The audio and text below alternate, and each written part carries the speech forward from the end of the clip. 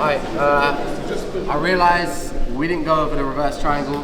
We're going to do that now. So let's say we get to this position, we've thrown a triangle up, okay, and my partner's started to hide his hand behind the back of his, behind the back of my thigh. So the problem isn't that I can't pass his arm across his body, because that's not really relevant. The problem is that I can't really turn my hips to the side.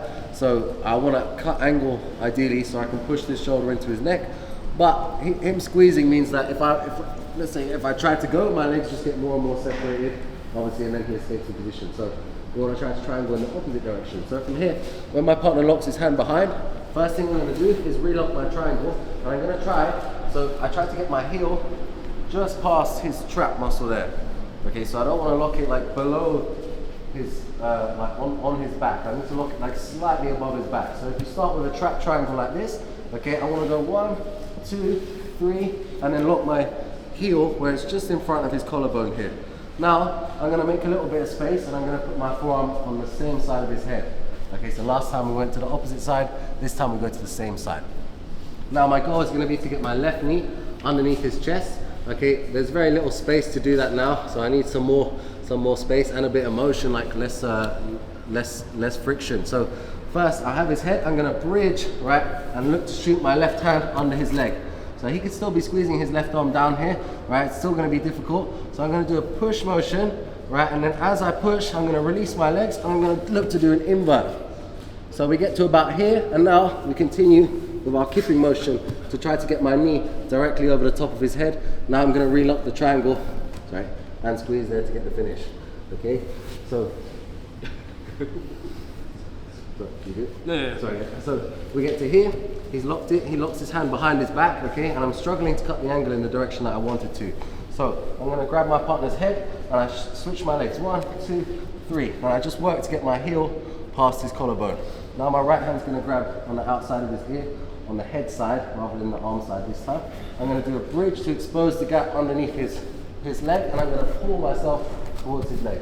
Now from here, I do a bridging motion. Sometimes people fall over when you bridge, most of the time they don't, but that bridge basically gives you space now, so I unhook my legs and I start to curl my knee under his ribs. So I use the underhook to turn my knees. Now I'm going to finally kick my leg, so I get my knee just in the center of his chest. So this knee in the center of his chest, and my right knee over the top of his head. I drive his head down, cross my legs, and I can look to squeeze to get a good finish. Okay, sometimes your partner's going to roll over. That's fine. You're going to end up in like back triangle situations where you can look to finish however you normally would back triangles. Okay, do you want to see it one more time? Yeah. So here, you manage to get to the triangle position. You can just start here if you like. We have a trap triangle and his hand's strapped behind his back. So first I want to get this heel to his shoulder. If you can just do it, obviously just do it, but when it's sparring it usually needs a bit of adjustment, so you climb until you get your heel in front of the collarbone.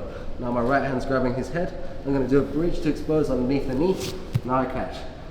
If at any point as well you feel like this arm comes out, I would probably just switch back to the normal triangle just because I'm more comfortable doing it. I feel like it's an easier finish, but if they keep the tension in the arm the whole time, like keep it elbow squeezing, yeah, exactly, yeah. Now I need some, I need less friction to be able to drop this knee through. So I try to tip him over. If he falls, great. Most of the time they push back into you. Now I'm going to spin. So I do a kipping motion with my right leg. You can push with your free hand if you need. Now I triangle my legs where I'm like almost upside down. Now I just do a hamstring curl and squeeze to get the finish. Oh, all right, let's give it a go, guys. 1, 2, 3.